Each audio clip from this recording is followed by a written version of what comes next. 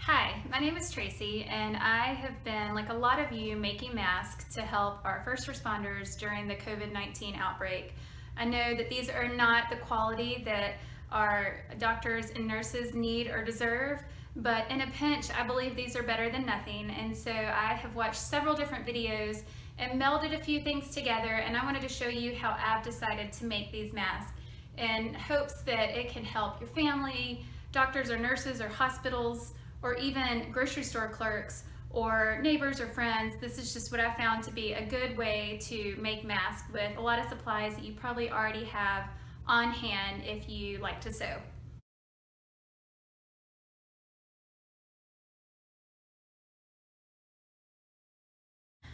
So before we get started, I thought I'd take a minute to show you all the supplies that we need to sew our mask. The first thing you need is a piece of fabric that is 8 by 16 inches. If you're going to make a lot of these, I recommend making yourself a little template, and you can just, if you have a rotary mat, you can put this on top of your fabric before you cut. If you just want to cut with scissors, you can just line up your fabric and cut up the side to help if you're going to make several of these. For your going around your head, you either need 2 pieces of elastic that are about 7 inches long. This elastic is about 1/4 of an inch thick. Or if you want to do ties, you need 4 pieces of ties that are at least 18 inches long. This mask will also have a wire in it to kind of cinch down around your nose to make sure you get a good fit on your face. I have decided to use about 1/2 of a pipe cleaner. So I used some wire cutters to cut a full pipe cleaner about in half, and I'm using those to cinch it around my nose. You will need some pins, you'll need some scissors, you'll need an iron and a sewing machine, and then our mask is also going to have a pocket in there so you can add an extra layer of protection inside. Some people are using air conditioning air filters that are of high quality, similar to the N95 mask.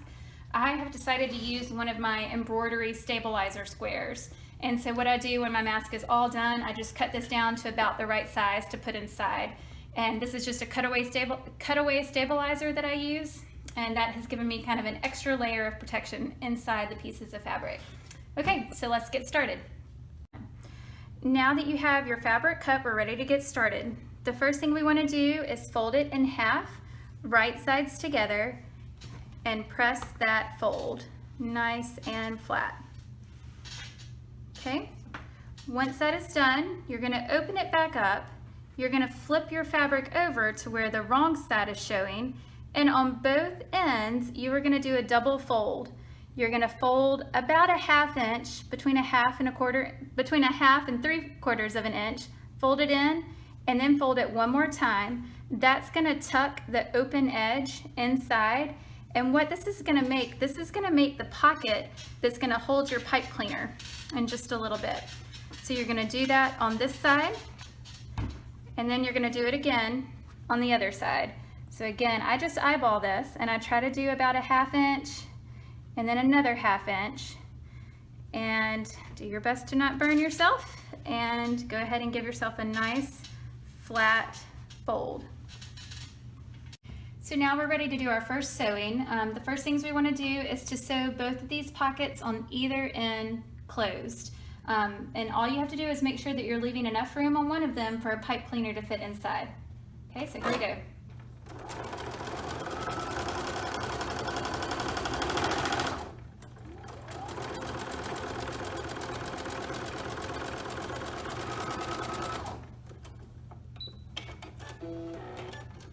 All right, so you can see now that I've done that first side. I'm going to grab my pipe cleaner, and I'm just going to thread it in the little hole and try to get it in approximately into the middle of the area. So you'll be able to cinch this tight over your nose when it's time.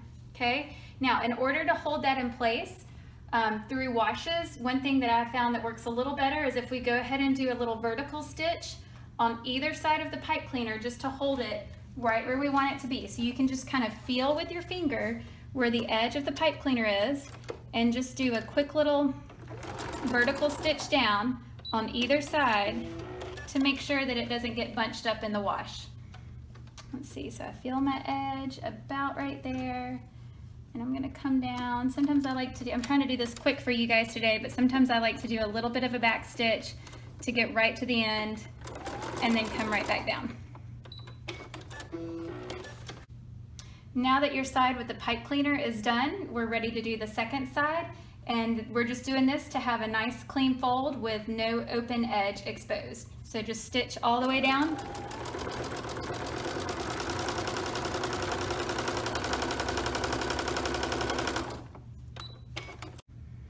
For this next step, we are going to pin either our elastic or our ties in place. I'm going to show you both. You can choose whichever one you want to do. Right now I'm showing you the elastic. I'm doing this on the same side as the pipe cleaner. I don't think it really matters because it's going to all be sewn together, but basically you want to put part of the elastic, the very edge, flat down along your edge, and you want to use a pin to hold it in place. In a minute when we sew, we are going to fold this together like this, so I like to make sure that my pins are exposed so I can pull them out when I'm stitching. So that one's already done. I'll show you how it's done on this other side. You just hold it in place, and you're just going to do a quick little tuck and flatten it out. Now you want to make sure that you do your best to not wrinkle or twist your elastic, because that would be uncomfortable on the ear. So try to make sure that you keep it not twisted as you are pinning it from top to bottom. So once you have that in place, you are ready to fold it in half, and then we'll bring it over to the sewing machine. But I'm going to take a break, undo this, and show you how it works with ties as well. Now that we have our pipe cleaner sewn in place, we are ready to do either your elastics or your ties. I've switched fabrics on you here, but everything's the same except for a different fabric. So we're going to sew our elastics into each corner. You've got your 4 18-inch ties. You're going to put a pin, and I like to have my knobs facing out because in a minute we are going to fold this back over and we're going to sew down the side, and you want to make sure that your pin edges are exposed so you can pull them out while you sew. So I've done 2 here. Let me show you the other 2 on the other side. You're going to take the edge of your tie, try to put it in your corner, and take a pin and just attach it in place and flatten it out.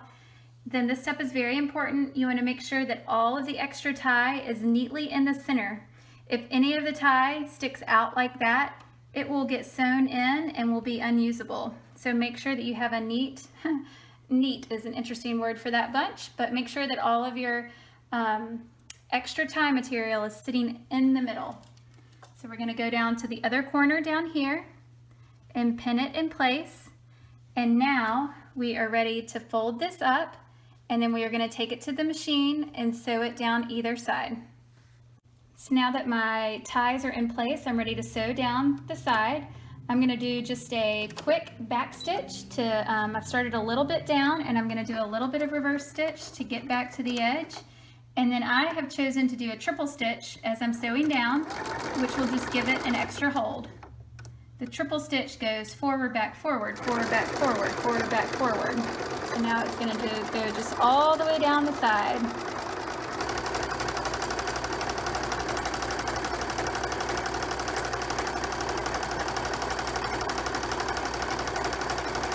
Okay, as you get down to the edge, make sure that your tie is still in place. Pull out your pin and just sew all the way through. We're going to do the exact same thing on the other side. Now that you've sewn down both sides, we are ready to flip it out. And look, there are your ties. They are magically sewn into place. You do want to poke both of your corners out, and I think a finger is just fine, but if you have trouble with that, then you can always use the end of a scissor or a pencil or a pen. So now you have the bulk of your mask right here. You've got the outside, which is going to have your pipe cleaner so you can cinch it to your nose, and you've got your pocket. The very last step we need to do is our pleats. And the pleats are what's going to help it kind of spread over your face evenly.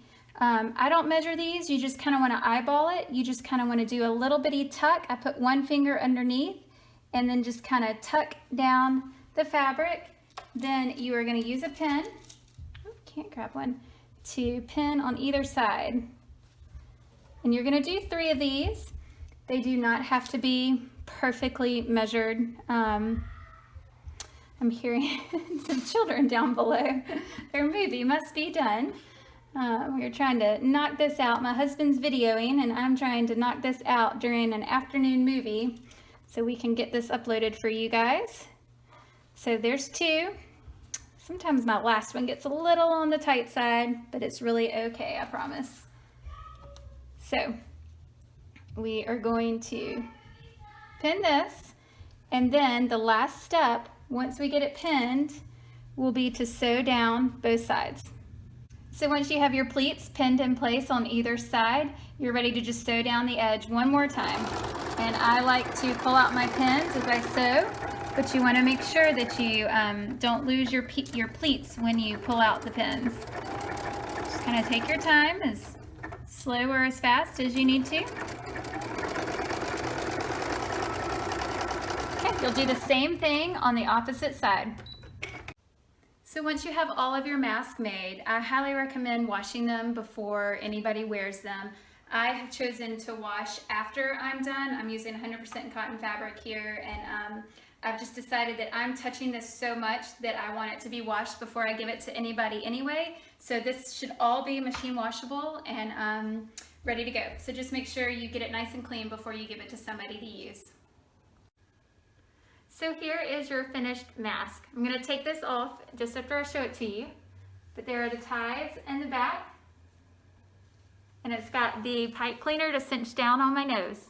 So, whew, it does get hot in there. So I hope this is helpful for some of you out there. Again, I know that these aren't the best quality for doctors and nurses, but it's my hope that this makes an easy tutorial for you guys to follow in order to make some masks for some people in your community that might need them. So you guys stay safe, stay well, and stay home, and hopefully we can make something other than masks sometime soon. Thanks.